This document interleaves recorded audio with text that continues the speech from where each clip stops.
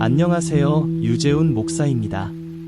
요한복음서를 대담 형식으로 작성하여 성도 그리고 성경을 알고자 하는 분들을 위하여 강해의 기초가 되기를 바라는 마음으로 준비했습니다. 요한복음 3장 1절 말씀 이제 시작하겠습니다. 그런데 바리새인 중에 니고데모라 하는 사람이 있으니 유대인의 지도자라. 니고데모는 어떤 사람이었나요?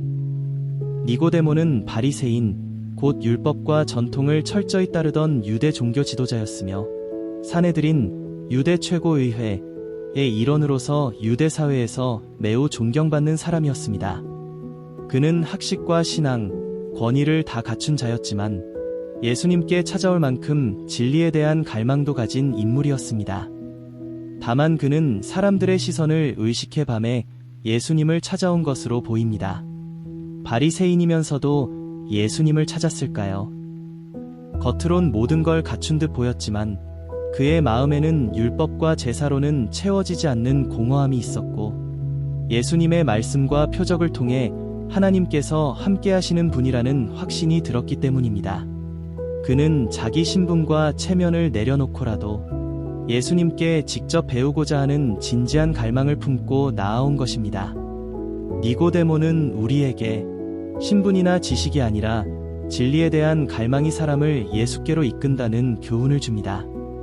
아무리 종교적이고 도덕적이어도 예수님을 만나지 않으면 거듭날 수 없습니다. 우리도 스스로 만족하거나 자격 있다고 착각하지 말고 겸손히 예수님께 나아가 생명의 말씀을 구해야 합니다.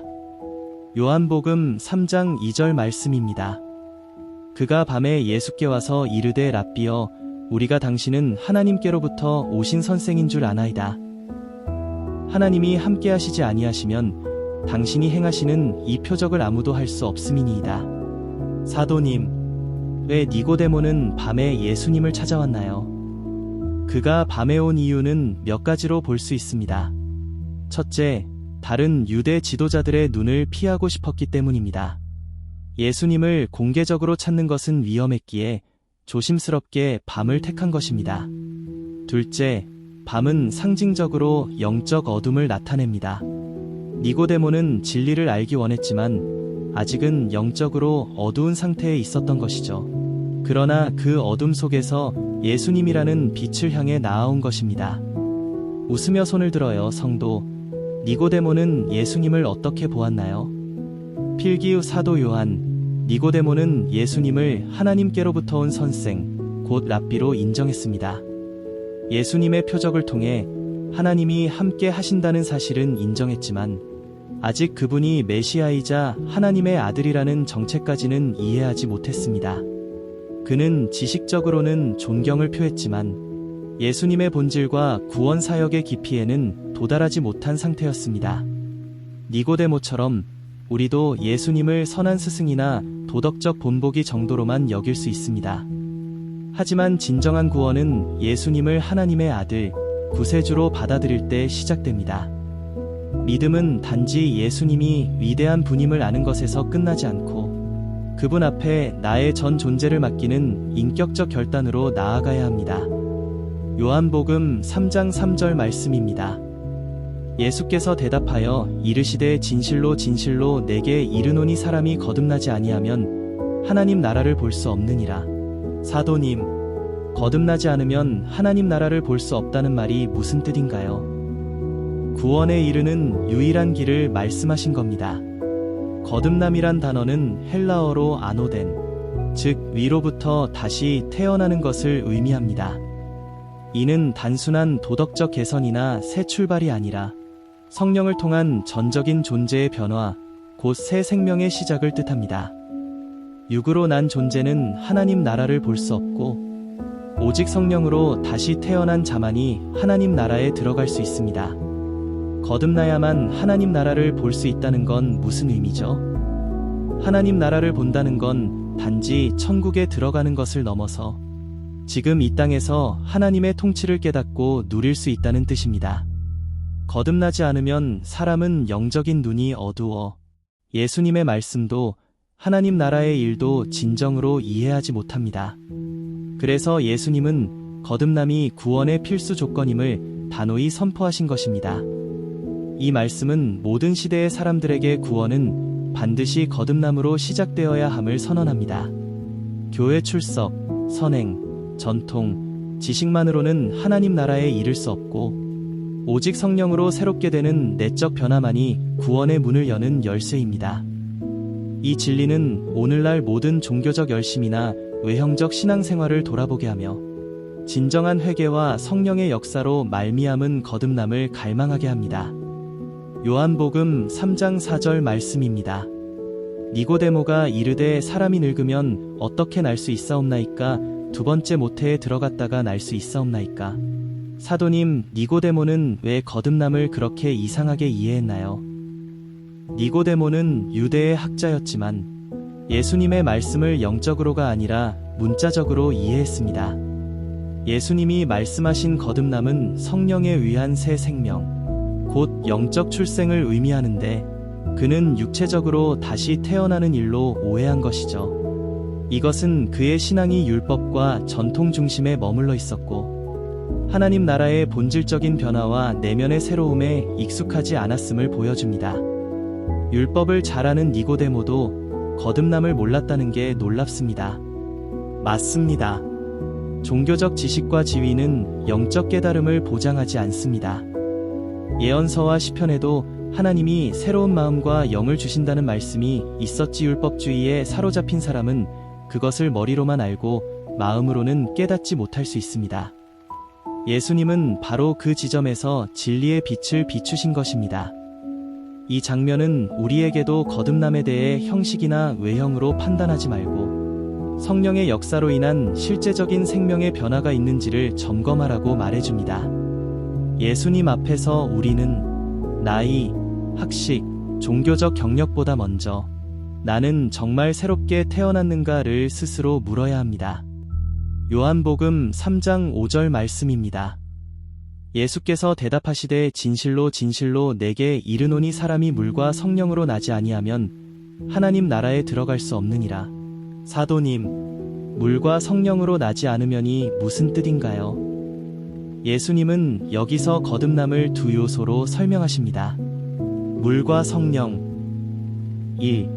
물은 회개의 상징이며 구약에서 죄를 씻는 정결의 도구로 사용되었습니다. 이는 죄 씻음과 회개를 의미합니다. 오늘날로 말하면 세례와 깊이 관련된 표현입니다. 3. 성령은 하나님의 새 창조 사역을 뜻합니다. 이는 단순한 외적 세례가 아니라 하나님의 내적인 생명의 역사입니다. 곧 성령으로 말미암은 마음의 변화, 새 사람됨을 의미합니다. 따라서 물과 성령은 분리된 두 사건이 아니라 하나의 구속사적 거듭남을 이룬 두 요소입니다. 그러면 물세례만 받고도 거듭나지 못할 수 있다는 건가요? 그렇습니다. 외적인 세례만으로는 하나님 나라에 들어갈 수 없습니다. 반드시 성령의 내적 역사, 즉 실제적인 변화와 믿음의 반응이 동반되어야 합니다. 예수님은 단지 종교의식을 말하는 것이 아니라 실제적이고 영적인 생명 탄생을 요구하신 것입니다. 이 구절은 모든 신자에게 세례와 거듭남의 본질을 분명히 가르칩니다. 세례는 시작일 뿐이며 성령의 능력으로 죄 씻음과 새 생명이 함께 임할 때 참된 거듭남이 이루어집니다. 예수님은 하나님 나라에 들어가는 기준이 출신, 행위, 지식이 아니라 성령으로 새롭게 된 자임을 분명히 하십니다. 요한복음 3장 6절 말씀입니다. 육으로 난 것은 육이요 성령으로 난 것은 영이니라. 육으로 난 것은 육이라는 말이 무슨 뜻인가요? 예수님은 여기서 두 종류의 출생을 대비하십니다. 육으로 난 것은 사람이 부모에게서 난 자연적 생명, 곧 죄된 본성 아래 있는 인생을 말합니다. 이 상태는 타락한 아담의 후손으로서 하나님과 단절된 상태입니다.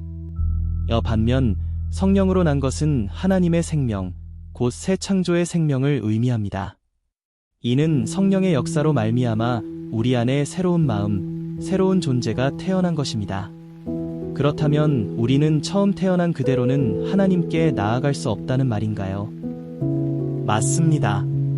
아무리 도덕적으로 살고 종교적 전통을 따라도 육으로 난 상태에서는 하나님 나라에 들어갈 수 없습니다. 반드시 성령으로 다시 태어남, 곧 본질적인 변화가 필요합니다. 예수님은 단지 나쁜 습관을 고치라는 것이 아니라 완전히 새 생명으로 다시 태어나야 한다고 말씀하신 것입니다.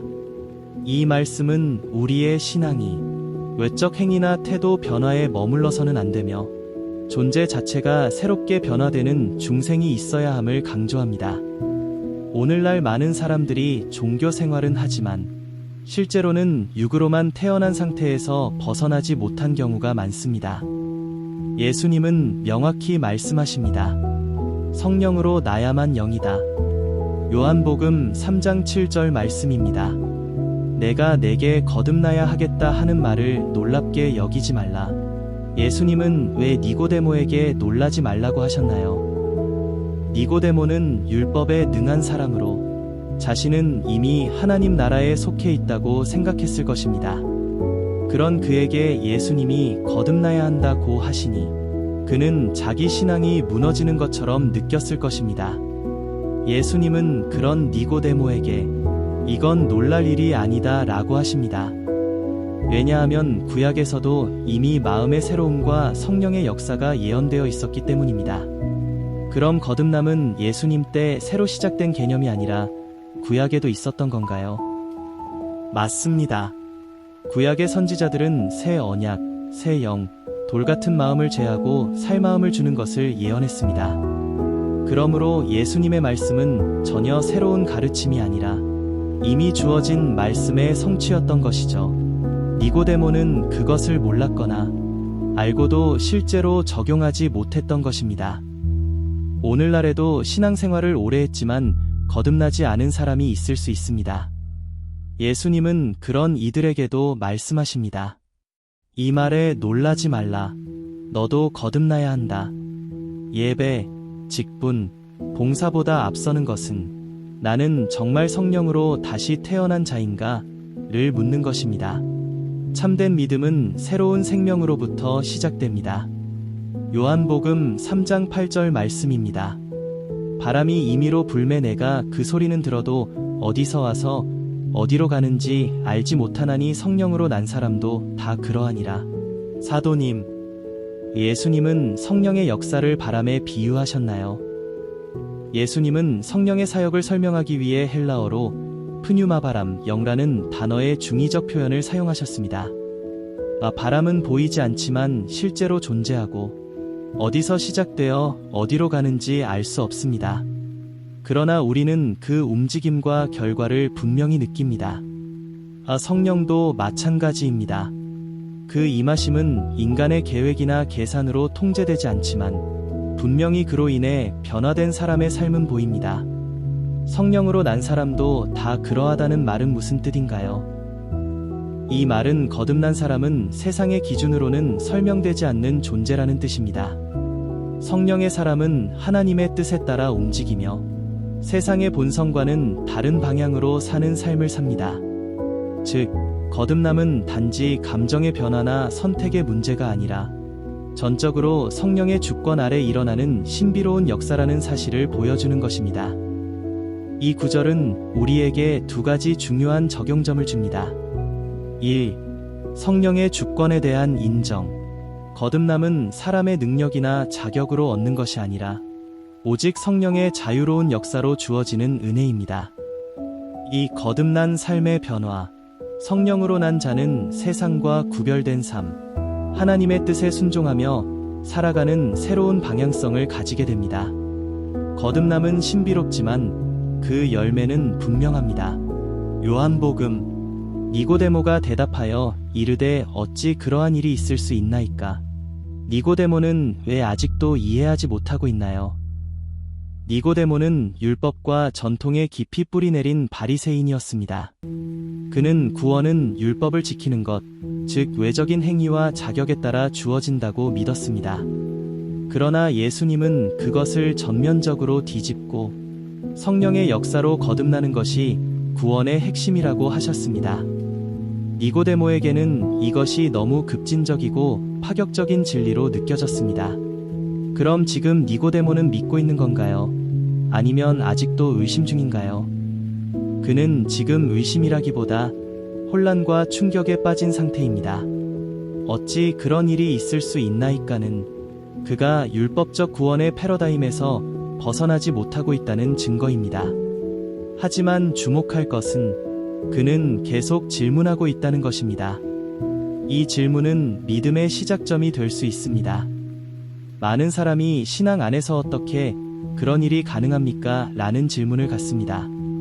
신앙은 모든 것을 아는 것에서 시작되지 않고 겸손히 묻고 들으려는 자세에서 시작됩니다. 니고데모의 질문은 믿음의 문턱에서 맴도는 영혼들의 모습이며 예수님은 그런 자들에게 인내하며 더 깊은 진리를 풀어주십니다. 요한복음 3장 10절 말씀입니다. 예수께서 그에게 대답하여 이르시되 너는 이스라엘의 선생으로서 이러한 것들을 알지 못하느냐?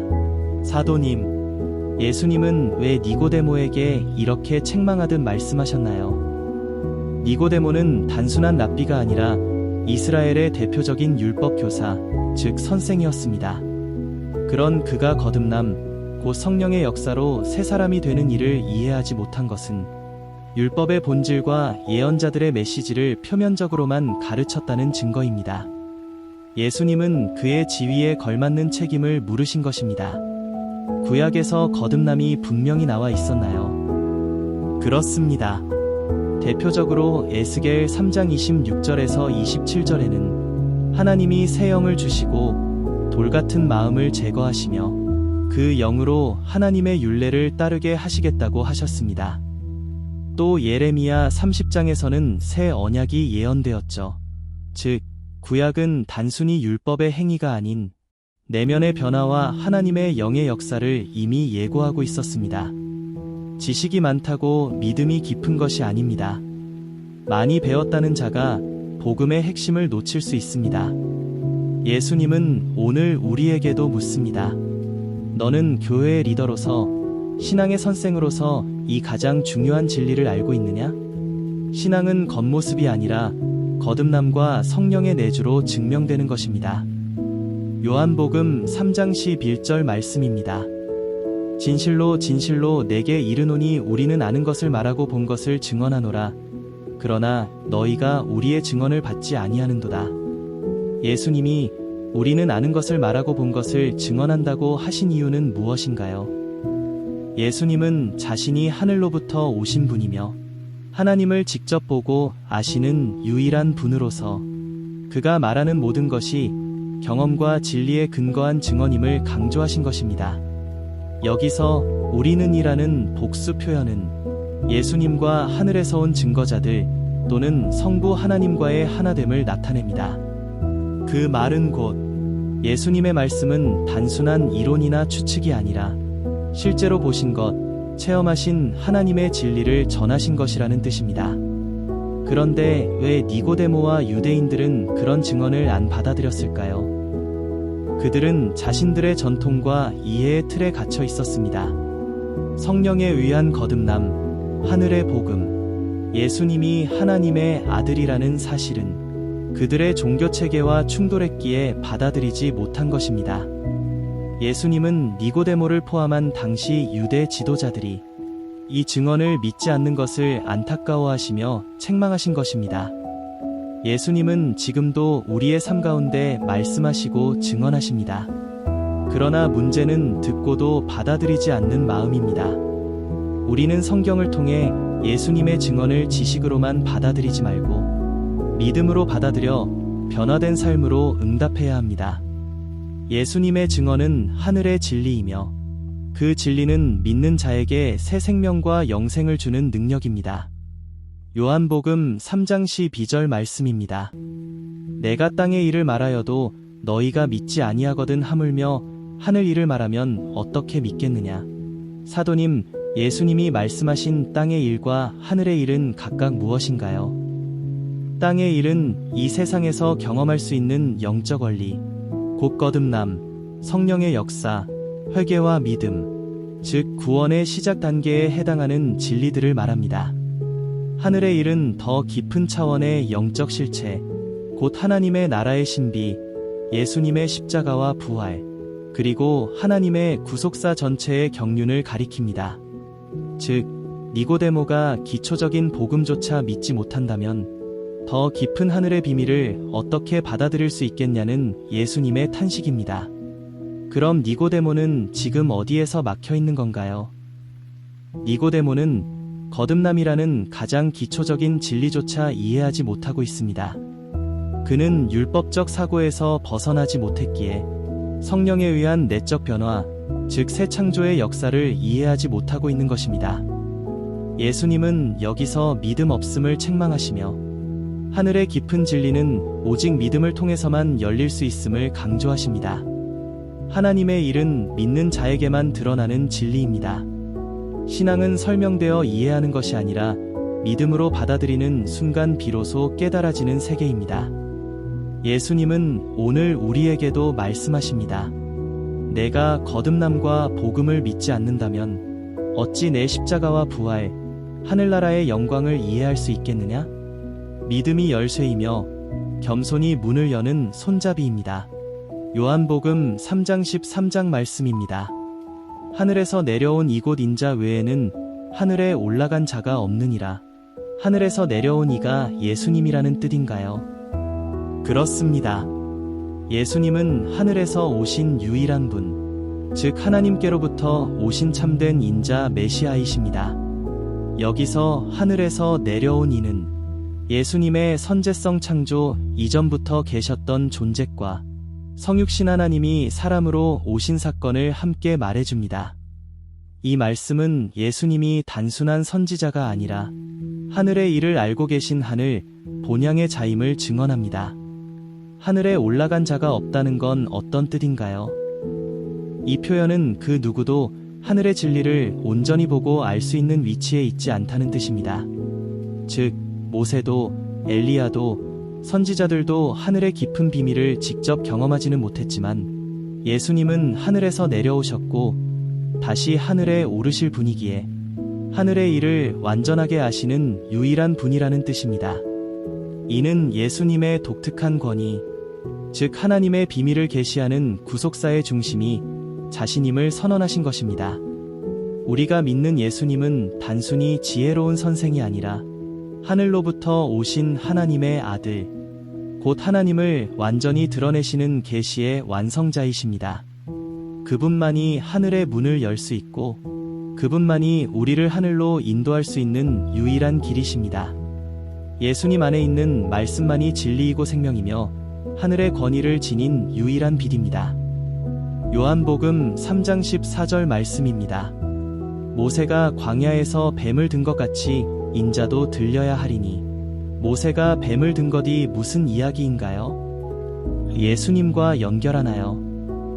이 말씀은 민수기 21장 4절에 서구절에 나오는 사건을 가리킵니다. 이스라엘 백성이 불순종하고 불평하자 하나님이 불뱀을 보내어 백성들을 물게 하셨고 죽어가는 백성을 살리기 위해 모세는 넛뱀을 장대 위에 달아 그것을 쳐다보는 자는 살게 했습니다. 예수님은 자신의 십자가를 그 장대에 든 놋뱀에 비유하신 것입니다. 즉, 죄로 인해 죽을 수밖에 없는 인생들이 십자가에 달린 예수님을 바라볼 때 구원을 받는다는 진리입니다. 요한 사도님, 왜 하필 놋뱀이 예수님과 연결되나요? 뱀은 부정한 상징 아닌가요? 맞습니다. 뱀은 보통 죄와 저주의 상징입니다. 하지만 예수님이 십자가에서 우리의 죄를 짊어지셨기에 저주받은 자처럼 들리셨고 그 형벌을 대신 받으신 분이 되셨습니다. 즉, 죄 없으신 예수님이 죄인들을 대신하여 저주의 상징처럼 높이 들리셨다는 것입니다. 그분을 믿음으로 바라보는 자는 살게 되는 것, 이것이 복음의 핵심입니다. 이 구절은 예수님의 속죄 사역과 십자가의 본질을 드러냅니다. 예수님은 우리의 죄를 대신하여 저주의 자리에 들리셨고 그분을 믿음으로 바라보는 자마다 영생을 얻게 됩니다. 믿음이란 단순히 예수님을 아는 것이 아니라 절망 속에서 오직 예수만 바라보는 것, 십자가를 의지하는 것입니다. 이제 우리는 쳐다보는 자는 산다는 광야의 복음을, 십자가를 믿는 자는 영생을 얻는다 는 은혜의 복음으로 살아갑니다. 요한복음 3장 15절 말씀입니다. 이는 그를 믿는 자마다 영생을 얻게 하려 하심이니라. 여기서 말하는 그를 믿는 자는 누구를 믿는다는 뜻인가요? 바로 앞절에 언급된 들려야 할 인자, 즉 십자가에 달리신 예수 그리스도를 가리킵니다. 믿음은 단순한 지식이 아니라 예수님을 나의 유일한 구주로 받아들이고 의지하는 마음의 결단을 말합니다. 예수님을 믿는다는 것은 곧 자신의 죄를 인정하고 그 죄값을 대신 지신 분이 예수님임을 받아들이는 것입니다. 영생은 죽은 뒤에 천국 가는 것만을 말하나요? 필기 사도 요한, 영생은 단지 죽음 이후의 생명만을 말하지 않습니다. 이것은 지금 이 순간부터 시작되는 하나님과의 온전한 관계이며 그리스도 안에서 누리는 생명의 질적 전환입니다. 예수님은 요한복음 17장 3절에서 이렇게 정의하셨습니다. 영생은 곧 유일하신 참 하나님과 그의 보내신 자 예수 그리스도를 아는 것, 즉 하나님과의 인격적 관계에 들어가는 삶 전체가 바로 영생입니다. 이 구절은 복음의 목적이 심판이 아니라 구원임을 분명히 보여줍니다. 예수님은 믿는 자에게 영원한 생명을 주시기 위해 오셨고 그 영생은 지금 이 땅에서부터 시작됩니다. 믿음은 우리를 죄에서 구할 뿐 아니라 하나님과 동행하는 새 생명 안으로 초대하는 통로입니다. 이 진리를 믿는 자는 두려움이 아니라 생명으로 살아가는 자입니다.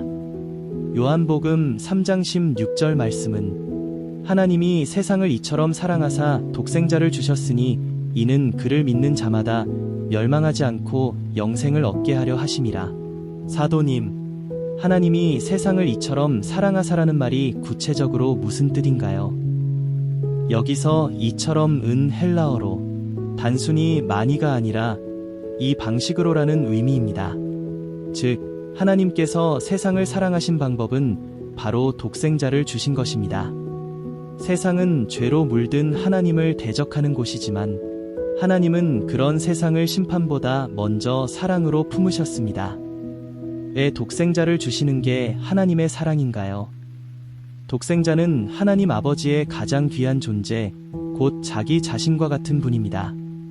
그분을 세상에 주셨다는 것은 단순한 선물이 아니라 죽음에 내어주신 희생을 의미합니다. 십자가는 하나님의 공의와 사랑이 만난 지점이며 그 사랑은 단호한 결단과 아픔 속에서 드러났습니다. 믿는 자마다란 조건은 어떤 의미인가요? 왜 조건이 붙나요? 하나님의 사랑은 온 세상에 주어졌지만 그 사랑을 받아들이는 자, 곧 믿음으로 응답하는 자에게 그 효력이 적용됩니다. 믿음은 선물의 포장을 여는 손과 같습니다. 하나님은 모든 이에게 사랑을 주셨지만 그 사랑 안에 거하려면 믿음으로 응답해야 합니다. 이 말씀은 복음 전체를 요약한 선언입니다. 야 사랑의 동기, 하나님이 세상을 사랑하심. 야 사랑의 방법, 독생자를 주심. 야 믿음의 반응, 그를 믿는 자. 야 구원의 결과, 멸망하지 않고 영생을 얻음. 이 구절은 모든 복음 사역과 선교, 그리고 구원의 교리를 담고 있으며 성경 전체의 메시지를 한 문장으로 요약합니다. 하나님은 나를 이처럼 사랑하셨고 그 사랑에 믿음으로 응답하는 자에게 생명을 주십니다. 이것이 우리가 전하고 살아가야 할 복음입니다. 요한복음 3장 17절 말씀입니다. 하나님이 그 아들을 세상에 보내신 것은 세상을 심판하려 하심이 아니요 그로 말미암아 세상이 구원을 받게 하려 하심이라. 예수님이 세상을 심판하려 오신 게 아니라고요? 그럼 왜 오신 건가요? 그렇습니다. 예수님의 초림의 목적은 심판이 아니라 구원입니다. 하나님께서는 아들을 세상에 보내셔서 죄인을 정죄하러 오신 것이 아니라 죄인을 살리시기 위해 오셨습니다. 이것이 바로 앞절 3장 16절에서 말한 하나님의 사랑의 연장선입니다. 그런데 다른 곳에서는 예수님이 심판주라고 하지 않나요? 맞습니다. 예수님은 장차 다시 오실 때 공의의 심판주로 오십니다. 그러나 이 말씀은 예수님의 첫 번째 오심 초림에 대한 설명입니다. 초림은 은혜의 때여 믿는 자를 위한 구원의 기회가 열려 있는 시기입니다. 지금은 구원받을 수 있는 은혜의 날이며 누구든지 예수 그리스도를 믿으면 심판이 아니라 생명으로 옮겨지는 시간입니다. 이 절은 복음이 정죄가 아닌 구원의 메시지임을 분명히 합니다. 하나님은 세상을 미워하여 멸망시키려 하시는 분이 아니라 사랑으로 살리시려는 분입니다. 예수님의 오심은 모든 죄인을 향한 구원의 손짓입니다. 복음을 전할 때 우리는 사람들을 두려움으로 몰아세우기보다 하나님의 사랑과 초청을 중심에 두고 전해야 합니다. 복음은 심판의 선언이 아니라 구원의 초대장입니다. 요한복음 3장 18절 말씀입니다. 그를 믿는 자는 심판을 받지 아니하는 것이요 믿지 아니하는 자는 하나님의 독생자의 이름을 믿지 아니하므로 벌써 심판을 받은 것이니라. 믿는 자는 심판을 받지 않는다는데 왜 그런가요? 예수님을 믿는다는 것은 곧 하나님의 구원의 길을 받아들이는 것입니다. 하나님께서는 예수님을 통해 죄를 해결하실 길을 제시하셨고 그분을 믿는 자는 그 구원의 길 안으로 들어온 사람이기에 더 이상 정죄 아래에 있지 않습니다. 그런데 믿지 않는 사람은 왜 벌써 심판을 받았다고 하나요? 여기서 말하는 심판은 장차 받을 최후의 심판 이전에도 이미 그 마음속에서 하나님을 거부한 상태로 살아가는 영적 현실을 말합니다. 예수님을 거부한다는 것은 곧 하나님이 주신 유일한 구원의 길을 거절하는 것이고 그것은 자기 스스로를 정죄된 자리에 머무르게 하는 것입니다. 벌써 심판을 받았다는 말은 믿음 없이는 지금 이 순간도 구원 밖에 있다는 사실을 경고하는 표현입니다. 복음 앞에 중립은 없습니다. 믿음은 구원의 문이 열리는 열쇠이며 거부는 자기를 심판 아래 그대로 두는 결정입니다. 이 구절은 오늘날 우리에게 이렇게 말합니다. 예수님을 어떻게 대하느냐가 너의 영원한 운명을 결정한다. 복음은 초대이자 기준입니다. 그 앞에서 사람은 믿거나 거절하거나 둘 중 하나입니다. 복음은 중립적인 정보가 아니라 생명과 심판을 가르는 하나님의 선포입니다.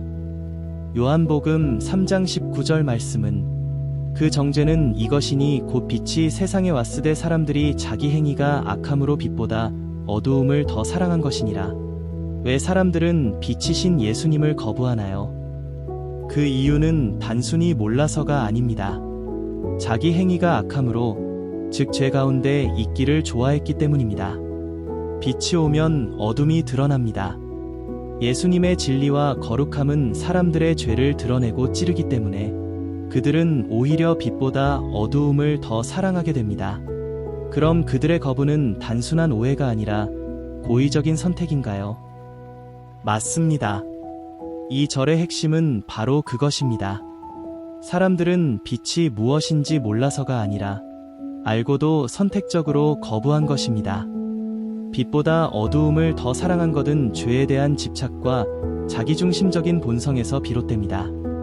예수님은 세상의 죄를 밝히기 위해 오셨지만 사람들은 자신의 죄가 드러나는 것을 원치 않았습니다. 복음은 단지 이해의 문제가 아니라 사랑의 문제입니다. 사람들이 빛을 거부하는 것은 죄를 더 사랑하기 때문입니다. 예수님을 따르려면 어두움을 떠나야 합니다.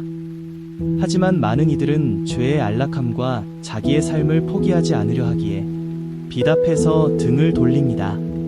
우리는 빛이신 예수님께 나아갈 때 우리 안의 어둠도 함께 직면하고 회개해야 합니다. 진정한 믿음은 죄를 숨기는 것이 아니라 빛 가운데 드러내고 예수님께 치유받는 것입니다.